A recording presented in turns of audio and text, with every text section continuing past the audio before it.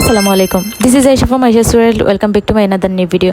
তো আজকের ভিডিওটা হওয়ার কথা ছিল চিলক্সের উপর একটা রিভিউ ভিডিও, বাট আনফর্চুনেটলি আমি সেখানে গিয়ে কোনো খাবার খেতে পারি নাই, বিকজ এত পরিমাণ লাইন ছিল আর এত কেউ দাঁড়িয়ে আমার খাবার ধৈর্য কুলায় নাই আমার। আর একটু হাইপড কমো, তারপরে যে একদিন যাবো গিয়ে তাদের নাগা ড্রামস খাওয়ার অনেক দিনের ইচ্ছা আমার, সেটা ট্রাই করবো আর কি। সেটা না হয় আরেকদিন আপনাদের সাথে শেয়ার করবো আমার এক্সপিরিয়েন্স কেমন। তো চলে গিয়েছিলাম তার পাশে যে বিল্ডিংটা আছে, মানে কাবাব কারিগরে, আমার মোস্ট ফেভারিট একটা প্লেস।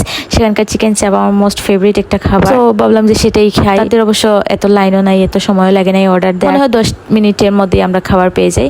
আর কাবাব কারিগরের প্লেস অলওয়েজ আমার কাছে খুবই ভালো লাগে। তাদের অ্যাম্বিয়েন্স, ডেকোরেশন, তাদের ফুড সবকিছু আমার মোটামুটি ভালো লাগে। তবে হ্যাঁ, তাদের রাইস আইটেম মানে কাচ্চি বিরিয়ানি যেটা আছে, চিকেন মাটন, এই দুইটা আমার কাছে একদমই ভালো লাগে না।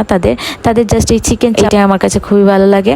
তো আপনাদের চিলক্সের এক্সপিরিয়েন্স কেমন? আপনারা কি কতক্ষণ দাঁড়িয়ে তারপরে খাবার খেয়েছিলেন আমাকে একটু কমেন্টে জানাতে পারেন। এবং তাদের নাগা ড্রামসের জাল কতটুকু মানে সহনীয় পর্যায়ে আছে সেটাও আমাকে একটু জানিয়ে রাখতে পারেন।